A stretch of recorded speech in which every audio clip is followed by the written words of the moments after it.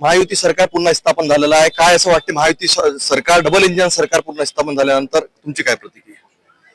महाराष्ट्राचं सरकार महायुतीचं आल्यानंतर पुन्हा एकदा महाराष्ट्र राज्याच्या विकासाच्या दृष्टीनं मुख्यमंत्री आणि उपमुख्यमंत्री काम करतील. त्यांच्या नेतृत्वाखाली आम्ही काम करू आणि महाराष्ट्राच्या जनतेची सेवा करू. एकूणच विदर्भामध्ये हा हे होत आहे म्हणजे सभागृह होत आहे. सभागृहामध्ये जी चर्चा होत आहे आता ज्या प्रकारे ईव्हीएम वर ठिकरा फोडला जातं याच्यावर काय म्हणतात?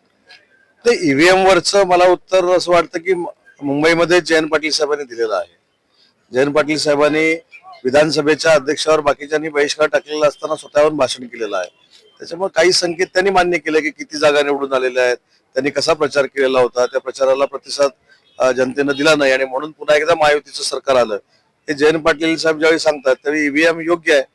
कारण इथंच नांदेडला जी निवडणूक झाली होती त्याच्यामध्ये महाविकास आघाडीचा खासदारकीचा उमेदवार जिंकलेला आहे.